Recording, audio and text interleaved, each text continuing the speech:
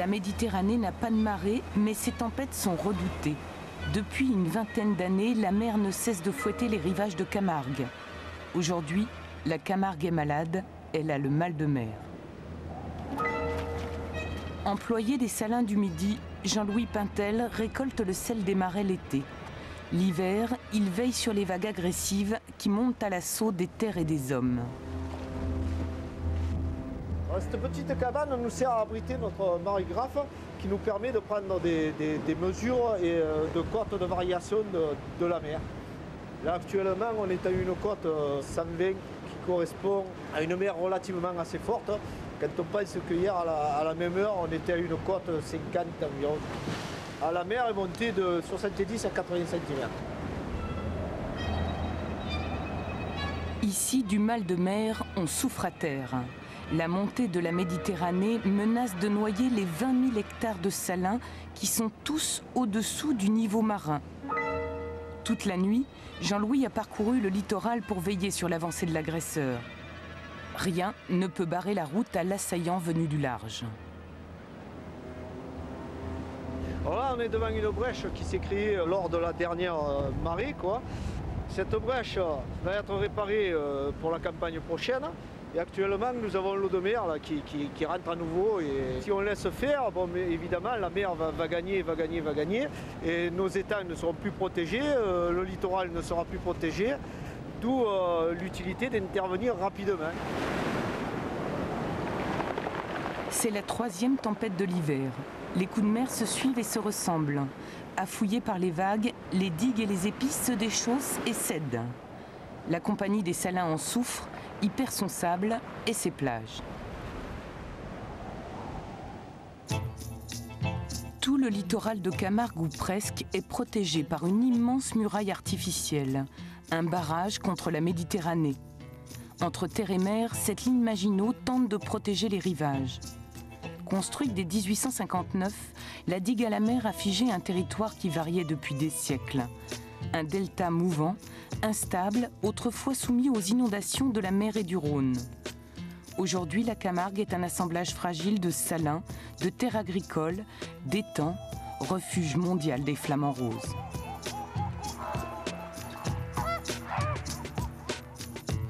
Coincée entre les deux bras du Rhône et la mer, la Camargue est une île en sursis.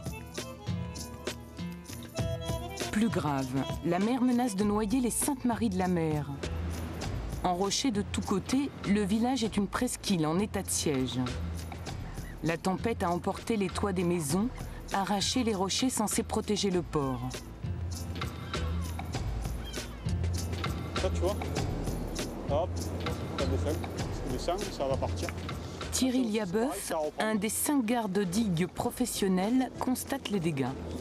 En cas de tous ces rochers en mal, les vagues arrivent plein sud, donc elles montent ici, elles se servent de trampoline, elles remontent et elles retape d'ici comme un marteau. Ça tape, ça finit par branler les rochers, un rocher part et puis après c'est tout le reste. Et après ça creuse et il n'y a plus rien. Et ça c'est une tempête. Alors vous en avez 3 ou 4 comme ça d'affilée, là la digue il n'y a plus rien. C'est l'inondation dans le village. C'est déjà arrivé. C'est pour ça qu'on aimerait bien que ça n'arrive plus, quoi. Ah, tu vois là-bas, il y a un trou. La résistance commence après la tempête de 1982. Cette année-là, en quelques heures, les Saintes-Maries se transforment en village sur pilotis. Dès lors, on construit les premiers épis. À la hâte, on remplace les digues existantes pour parer à un nouvel assaut.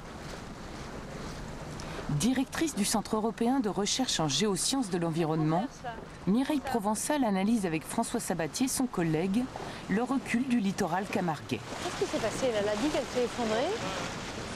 Censés arrêter le sable pour le redéposer sur les plages, les épis rocheux sont à long terme inefficaces. Les vagues vont taper contre ce mur et repartir vers le large avec plus de force. Et c'est ce mouvement comme ça de sapement au fond qui va éroder et qui va amener les sables au large, les sables très loin. Et ce sont des sables qui seront perdus et qui ne reviendront plus sur la zone littorale. Finalement, on sait que l'érosion va continuer, mais les moyens pour s'y défendre sont assez limités. Et chaque moyen de défense a des effets négatifs dont on connaît mal les effets à long terme. Au cours des siècles, le trait de côte varie sans cesse. À l'ère glaciaire, la mer est à Avignon. Le Rhône divague dans la plaine, le delta chargé de sédiments avance. Depuis l'endiguement, c'est l'inverse. Le trait de côte recule. Depuis 2 siècles, le rivage des Saintes-Maries s'est replié de 2,5 km. Tu prends la mesure au niveau marée basse. 2 fois par an, Mireille et François mesurent la vitesse de l'érosion sur cette plage des Saintes-Maries. Ah ouais. Oh là là, tu as vu le blocos là? Ah oui, il est complètement dans l'eau maintenant. Ah oui. Quand on a construit ces blocos, dans les années 40, eh bien, on avait à peu près 400 mètres de plage en avant. Et aujourd'hui, notre blocos, là, ici, est complètement enseveli, complètement dans l'eau. Ça veut dire que le littoral recule progressivement. Et dans ce secteur, on avait mesuré des vitesses de recul entre 7 et 10 mètres par an. Ouais, et bien ces dunes, elles sont pas en bon état. Hein, moins qu'on puisse dire. Regarde, tu vois les laisses de tempête, hein, ouais.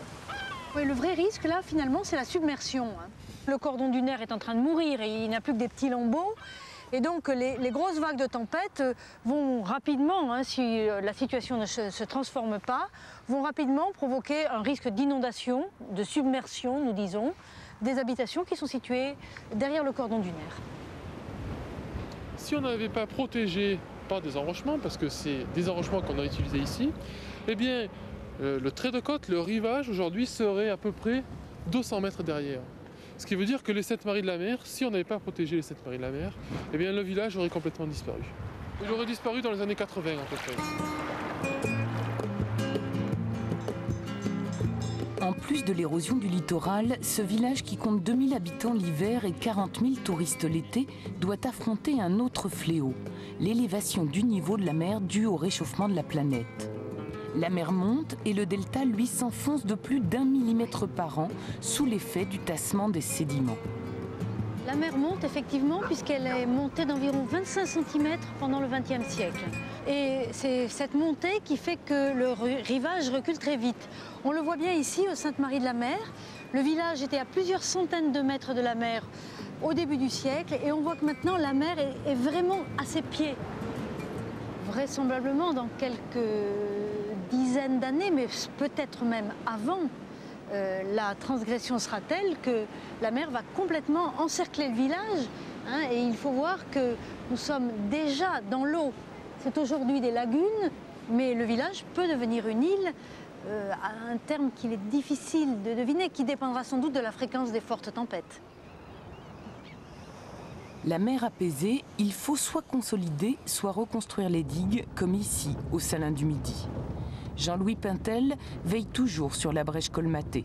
Ces travaux imposent des investissements très lourds, le prix à payer pour préserver l'un des moteurs économiques de la Camargue. Là, on a fait un cordon dunaire et on a fait ça un petit peu dans l'urgence parce qu'on était quichés par le temps. On devait mettre notre salin en production. On a fait cette digue en sable afin de pouvoir remplir notre étang et le mettre en production. Une fois par mois, on mesure l'espace entre le poteau et la mer. Là, en l'occurrence, on a une vingtaine de mètres. Il faut savoir que l'an dernier, en plein été, ça frôlait les 100 mètres. Quoi. Il faut lutter contre la fonte de la mer, elle se rapproche de plus en plus de nos digues, il faut les consolider, il faut protéger notre outil de travail. Quoi, en fait. Ça peut paraître bizarre, parce qu'il est évident qu'on peut dire qu'ils n'ont qu'à laisser rentrer l'eau de mer, mais il faut savoir que derrière, tous nos étangs sont classés par concentration. Il faut que l'homme contrôle. Voilà. Il faut la main de l'homme. Pompée selon son degré de salinité, l'eau de mer est canalisée, concentrée et enfin récoltée. Elle finit en camel, ces montagnes démesurées de sel brut, mais à quel prix? En 20 ans, la compagnie a dépensé 20 millions d'euros pour réparer les dégâts de la mer.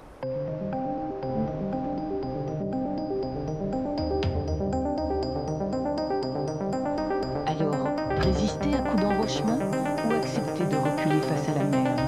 Entre les Saintes-Maries et les Salins, s'étend un paradis naturel. Le directeur de cette réserve nationale, Éric Coulet, a choisi la méthode douce. On est dans un pays perdu, 12 km de dunes sans urbanisation, qui sont vraisemblablement les 12 derniers kilomètres de plage de sable avec de la nature sur le littoral.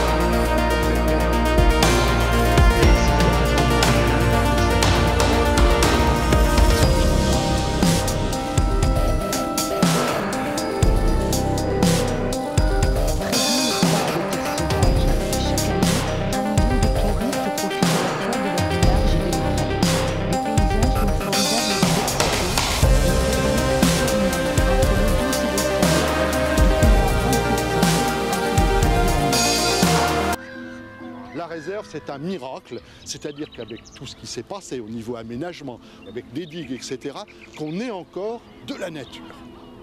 Cette nature-là, qui originellement est venue ici parce qu'elle avait les reins solides, pour vivre dans un delta où la mer rentrait, la nuit d'après le Rhône vous recouvrait tout ça, elle avait tellement les reins solides, cette nature, qu'elle a même été capable de résister aux hommes et quelque part de leur dire on est là, on tient encore, mais il ne faudrait peut-être pas aller trop loin.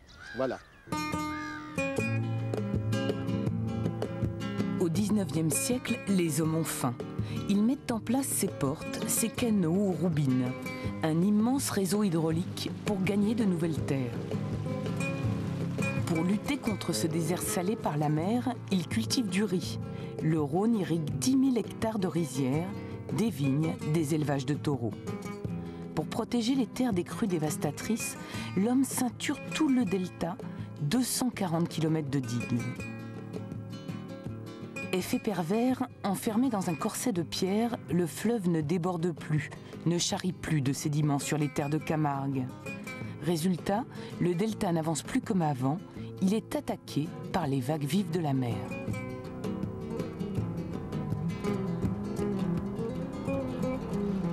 En Arles, le sociologue et directeur de recherche au CNRS Bernard Picon étudie avec passion les relations difficiles entre l'homme et cette nature instable. Ces cartes-là, là-dedans, celui qui arrive à piller une carte Michelin en moins d'1 minute est un mutant.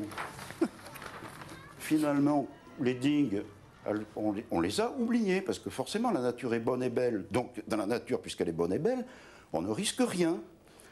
Et les gens avaient complètement oublié qu'ils étaient dans un polder, puisqu'un polder, c'est des zones où on est plus bas que l'eau. Bon, en ce moment, on est en train de se dire, après 50 ans d'optimisme naturaliste, je dirais, on est en train de se dire, mais la nature, ouf, c'est aussi dangereux.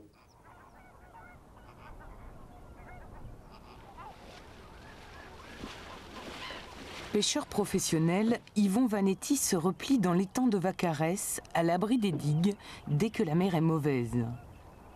L'étang de Vaccarès est une zone tampon conçue pour absorber les excès du fleuve et de la mer. Un lieu d'échange entre l'eau douce et l'eau salée, royaume de chasse et de pêche.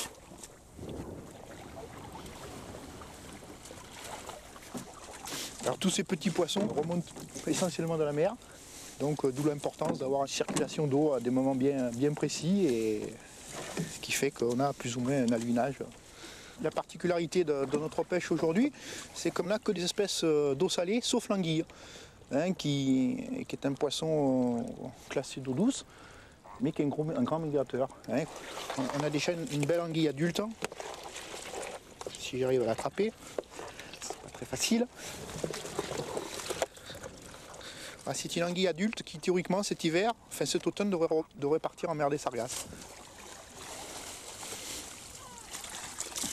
C'est vrai qu'on a un gros privilège d'avoir des poissons qui viennent de la mer, qui grossissent, et puis d'avoir des oiseaux qui arrivent aussi de tous les pays d'Europe, essentiellement d'Europe du Nord. Donc c'est le paradis en fait ici. Oui, mais c'est un pays qui est dur aussi. Il faut pas... Un pays qui est rude, un peu spécial quand même. C'est une semi-île quoi, il faut bien s'entendre, c'est pas facile. Les Camarguais commencent à penser qu'ils ont eu tort. À trop vouloir maîtriser la nature, elle finit par se rebeller. Employé communal au Sainte-Marie, Gilbert Liabeuf contrôle les pertuis, ces portes qui relient les étangs à la mer. Il faut trouver le bon taux de salinité, concilier les intérêts opposés des pêcheurs, des agriculteurs et des écologistes. Les étangs sont saturés.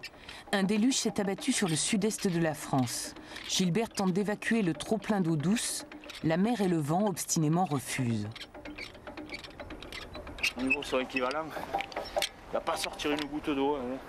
Eh oui, normalement ça aurait dû couler, mais on est encore trop au nord-est. Il faudrait qu'il monte un peu au nord le vent. C'est le au nord complet, ouais, c'est bon. Elle ne bouge pas. Rien à faire. Je ne voulais pas du tout. Là, je peux assez de froid, non. Alors, je ne sais pas si je laisse ouvert, si je referme. C'est ouvert? Ouais, mais si j'ai peur que la météo, il y en a qui t'annoncent du vent d'est, il y en a qui t'annoncent du vent de nord. C'est du vent de là. Alors je sais plus comment faire.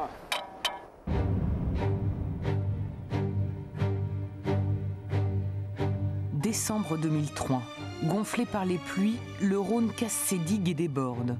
Sorti de son lit, le fleuve dévaste routes, villes et villages. L'eau envahit des milliers d'hectares. 7 morts, des milliers de personnes évacuées, sinistrées, une soixantaine d'entreprises coulées sous 1 mètre d'eau, 1,2 milliard d'euros de dégâts. Les départements du Gard et des Bouches-du-Rhône sont classés en catastrophe naturelle. Un nouveau drame après ceux de 1992, 93, 98 et 2002. Cette fois, record battu, avec un débit de 12 500 mètres cubes secondes, le Rhône a dépassé sa crue bicentenale. Quand le fleuve reprend ses droits, les conséquences sont chaque fois plus dramatiques. En aval, au Sainte-Marie, Gilbert tente toujours de pomper, d'ouvrir les portes pour soulager les sinistrés. De nuit sans sommeil dans l'attente que le vent tourne au nord pour apaiser la mer. Et depuis quelques jours, on attendait ça avec impatience de pouvoir ouvrir ces vannes et d'évacuer tout ce surplus d'eau que nous avons dans les étangs. Là. On va essayer d'enlever le maximum d'eau tant que la mer nous le permet, avant qu'elle se remette à regonfler, parce que bon, le vent est encore à l'est quand même. Allez, hein. Ciao, Derek. Il va, Jeannot. Gilbert rejoint son frère Thierry Liabeuf, qui veille lui aussi, mais sur les berges du Petit Rhône. La décrue a commencé, les hommes sont soulagés. 7900. Ça porte un peu de soucis parce que bon, il suffit de glisser ou un morceau de terre qui s'en va, on part avec, on tombe au Rhône, ça ne sort pas. Hein. C'est pas possible de s'en sortir avec le Rhône qu'il y avait ces 2 derniers jours. Ah, puis bon, souvent on a les bottes ou les cuissardes, bon ça sera plus d'eau. Mais bon, on risque pas de sortir pour l'instant, on touche du bois. C'est vrai que la nuit c'est angoissant. Bon, quand on est deux, c'est pas pareil, c'est plus rassurant, mais bon, on vient souvent seul. Alors de temps en temps, ce téléphone pour se rassurer, quoi.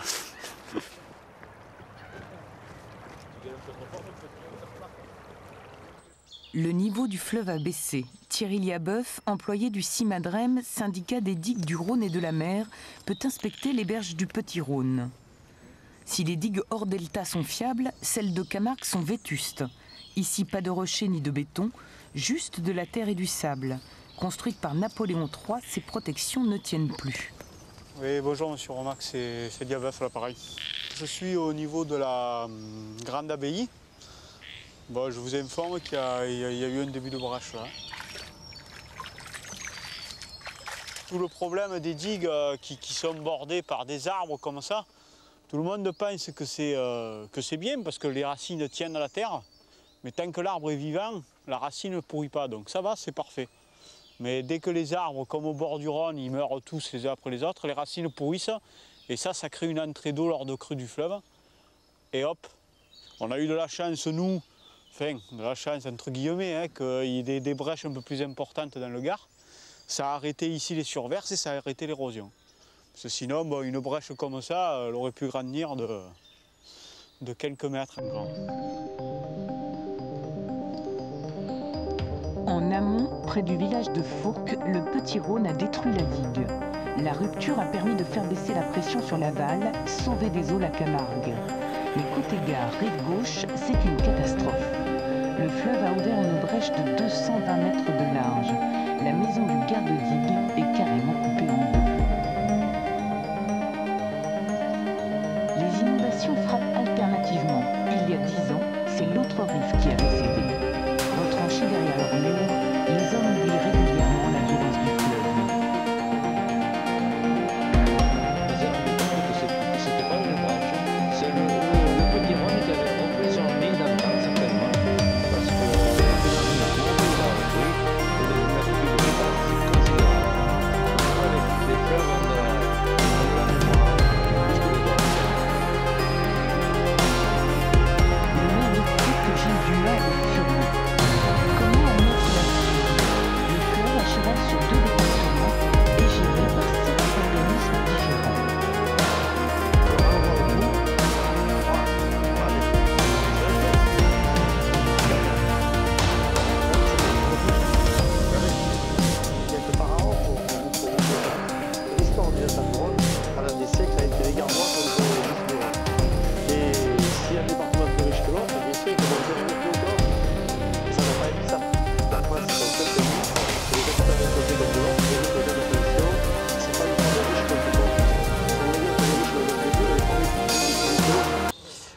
ça je le refuse.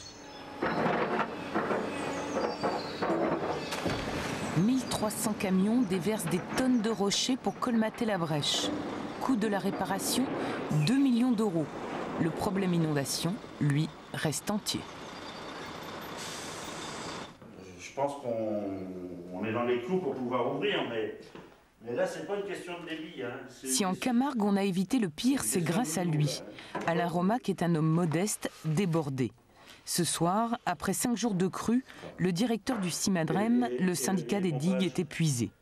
24 heures sur 24, il a veillé avec ses hommes sur les 140 km de digues dont il a la charge. Cette surveillance a permis de contenir le Rhône. D'accord. C'est raide, hein? Ça sera de plus en plus difficile. Parce que vraisemblablement, on aura de plus en plus des crues imprévisibles comme celle qu'on vient d'avoir, avec des débits exceptionnels comme celui qu'on vient d'avoir. On peut faire tout ce qu'on veut pour que ça se passe bien si on n'a pas un coup de cul de temps en temps. Et bon, là, c'était notre cas. Nos collègues du Gard, qui ont pris 2 brèches, j'en suis très malheureux pour eux, mais je dis aussi que ça nous a aidés. Parce qu'il y a 200 mètres cubes ou plus du petit Rhône, soit 10%, qu'on n'a pas pris, puisque c'est passé dans leur brèche. Excusez-moi, je suis un peu fatigué aussi. Mais c'est vrai qu'on a une bonne équipe. C'est fiable. Vous comprenez ce que je veux dire? On a affaire à des gens fiables. Pour arriver à se faire entendre.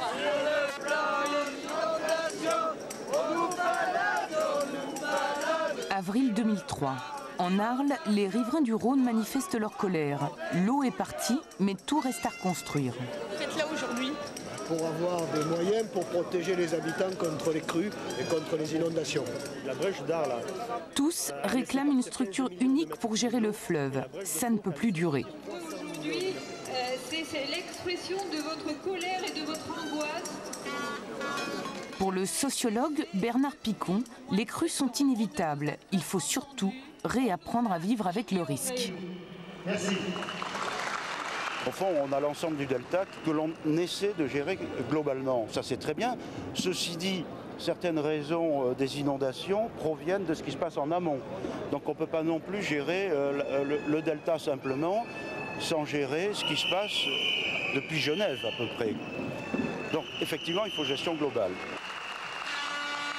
Au fond, est-ce qu'on ne manifeste pas, d'une part, effectivement, contre l'État, contre les gestionnaires, mais est-ce qu'on ne manifeste pas aussi contre notre propre orgueil, je dirais? Nous sommes dans des sociétés qui sont convaincus d'avoir dominé les forces naturelles. Depuis 1856, il n'y avait plus d'inondations et on était, je crois, un petit peu trop certains de nos capacités techniques à vaincre la nature. Aujourd'hui, on s'aperçoit que la nature, ma foi, elle revient en force et qu'elle n'était pas vaincue du tout. Aucun des sinistrés n'a été prévenu de l'arrivée de la crue. Pourtant, l'État savait. Dès 2001, un rapport dénonce les risques des inondations du fleuve et ses conséquences sur la population. Une étude conduite par Territoire Rhône, établissement public dirigé par Philippe Weber. Donc cet ensemble de choses, là, on est en train d'y travailler également. Nous prenons acte. Le bord des fleuves, c'était la vie. Et aujourd'hui, ce n'est plus la vie, c'est la mort. On en est là, avec ces histoires. Alors on aimerait quand même que les pouvoirs publics arrivent à prendre certaines décisions un peu plus cohérentes. On va vers le mieux quand même. On va vers le mieux, mais le mieux est l'ennemi du... On n'y va pas vite. Et je vous l'accorde. Les représentants des riverains du Rhône s'interrogent. Lancée après la crue de 1993, cette chronique d'une catastrophe annoncée fait mal. L'étude a demandé 8 ans de travail, coûté 3,5 millions d'euros. Rien n'a été fait, pourtant tout était écrit. Les digues du palier d'Arles entre Beaucaire et Fourques ne peuvent résister à une crue supérieure à la crue centenale. Les surverses au-dessus de la digue gardoise et de la voie ferrée Tarascon-Arles et les brèches qui en résulteraient provoqueraient l'inondation généralisée du delta sous plus d'1 mètre d'eau. Cette prédiction s'est malheureusement vérifiée. L'étude propose aussi des solutions concrètes pour éviter de telles catastrophes. Pourtant, elle est restée lettre morte. Aucune des recommandations n'a été mise en œuvre. Le rôle de Territoire Rhône dans l'étude des crues a été d'avoir le rôle de maîtrise d'ouvrage, c'est-à-dire de conduire les travaux et d'associer les différents acteurs à cette étude. Pour autant, ce n'est pas lui qui est le responsable de l'étude et ce n'est pas l'établissement public qui est responsable des actions qu'il faut commettre ensuite. Ce n'est pas de sa responsabilité ni de sa compétence. Personne ne prend de décision pour ne pas effrayer la population. Trop apprivoisé, le Rhône a besoin de retrouver un peu de liberté. Une des solutions est de sacrifier des territoires moins peuplés où le fleuve pourra se répandre comme la petite Camargue de l'autre côté du Petit Rhône. Ce bac permet d'accéder à la manade Reynaud, l'élevage de taureaux le plus ancien du delta.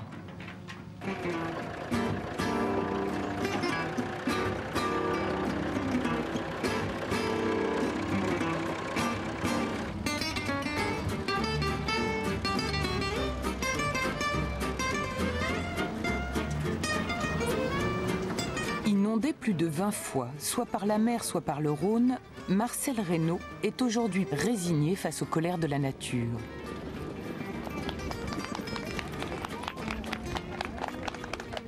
Jean. Bonjour. Marcel. Bonjour. Nous, c'est la course camarguaise que nous faisons. Parce que nous, on ne tue pas les taureaux. On les enterre droit et face à la mer. Pour Marcel, les inondations de la mer sont pires que celles du fleuve. Le sel brûle les pâturages et la mer lui a déjà enlevé 30 taureaux.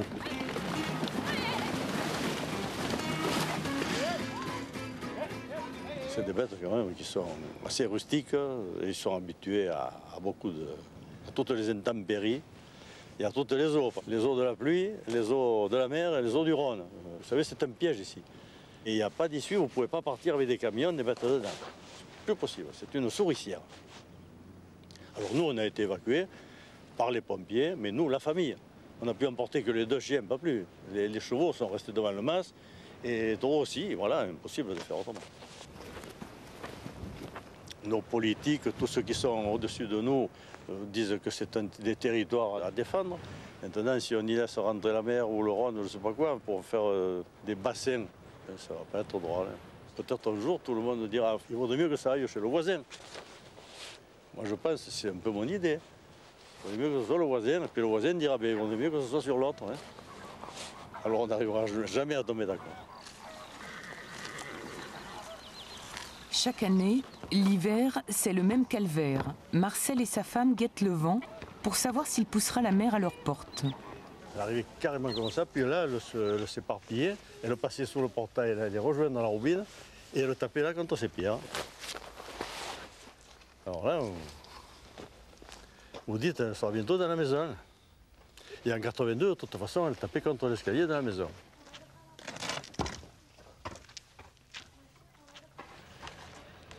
Encore le taureau, ça c'est le masque. C'était envolé. Ouais. Bon, ça, c'est les arbres arrachés devant la porte. C'est le taureau mort. 23. Regardez celui-là, s'il a de belles cornes. C'était que des taureaux jeunes, c'était des taureaux de 2 ans qui sont morts. Quand vous voyez arriver l'eau là devant la porte, aussi vite que ce que la mer peut venir, vous imaginez, ben, c'est vraiment effrayant. Mais nous n'avons jamais quitté la maison et nous avons toujours resté là. On n'a jamais abandonné le bateau. On n'a jamais abandonné le bateau, non. Et ça fait peine, hein, de penser qu'un jour, peut-être, ça n'existera plus tout ça. Tout ce qui est si beau ici. Voilà. Voilà l'histoire de la mer qui nous mange. Voilà, nous l'attendons de pied ferme, mais elle sera plus forte que les hommes, je crois.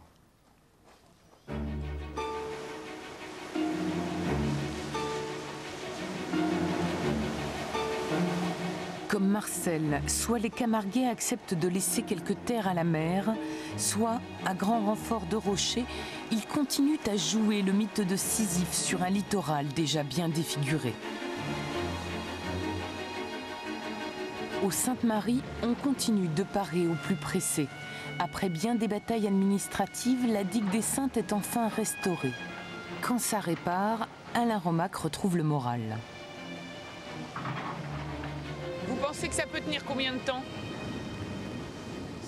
C'est pas moi qui déclenche les tempêtes. J'essaye simplement de les gérer. Depuis les inondations, de grands travaux ont été votés. Fini l'anarchie, un seul organisme gère désormais l'entretien des digues. Gilbert Liabeuf espère plus, il rêve de faire des Sainte-Marie une forteresse imprenable. J'ai pas envie de voir disparaître le village ou même de le voir devenir une île, quoi. J'ai envie que mes enfants, mes petits-enfants connaissent ce que moi je connais. Comme moi je connais ce que les anciens ont connu. S'ils décident de nous mettre des enrochements en face, des digues, des cailloux, tout ce qu'ils veulent, mais pourvu qu'on garde notre village, c'est notre identité en fait. Hein. On est des Saintois avant tout et pour nous notre pays c'est pas la France, c'est les Saintes quoi. Aujourd'hui, le diagnostic est établi, les remèdes proposés. Je pense que c'est une solution au coup par coup, c'est-à-dire qu'il y a des endroits qu'il faut défendre. Les Saintes-Maries de la Mer, on ne peut pas les laisser partir comme ça. L'industrie salinière a besoin de vivre aussi. Mais la sagesse, c'est quand même de se faire à l'idée qu'il faut savoir reculer. Que la mer est quand même plus forte que les hommes. Et qu'on ne peut pas ériger à l'infini des défenses de plus en plus hautes contre une mer qui est quand même très agressive.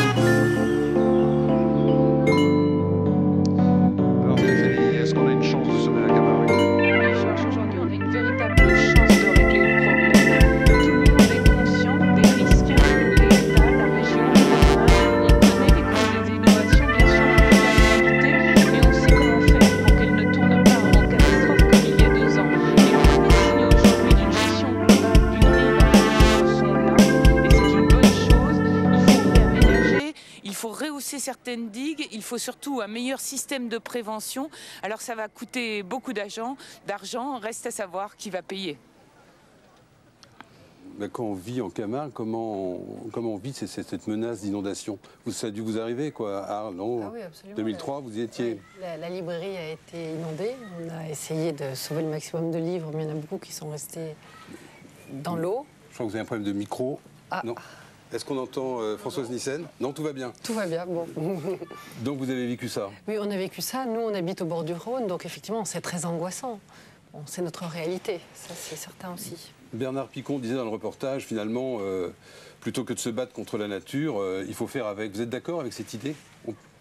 Mais disons que je ne suis pas sûre qu'on puisse effectivement maîtriser uniquement en prenant en compte la Camargue le problème, puisqu'il y a une partie du problème vient aussi de l'amont et de cette espèce d'industrialisation et d'urbanisation excessive. Et puis c'est vrai que la Camargue est une terre inondable et qu'il vaut mieux partir de cette idée-là plutôt que d'essayer de... Il ne faut pas vouloir tout contrôler, aménager. Je crois qu'on ne peut pas, non. Bon, vous êtes une fille du Nord, vous vivez ici depuis plus de 25 ans maintenant, si j'ai bien compris. Oui. Ce pays, il est un peu devenu le vôtre? Ah oui, complètement. Je dirais que je m'apparenterais peut-être à une plante qui a vécu en pot jusqu'à mon arrivée ici. Et j'ai l'impression que maintenant, je suis plantée. C'est pas rien, effectivement. Alors, qu'est-ce que vous aimez dans la Camargue? Qu'est-ce qui vous attire? Qu'est-ce qui vous séduit? Le paysage en général, mais une chose à laquelle je pense en permanence, quand on a vécu 25 ans sous le soleil un peu gris de Bruxelles, même si j'aime cette ville, c'est la lumière. Et il n'y a pas un jour où je n'y pense pas. C'est absolument merveilleux et ça donne une énergie et une envie de faire extraordinaire. Mais avec le travail que vous avez le temps de profiter de tout ça? On est dans la lumière en permanence. Donc elle nous habite en permanence et c'est vrai que ne fût-ce que se réveiller le matin. Et là, on est en hiver.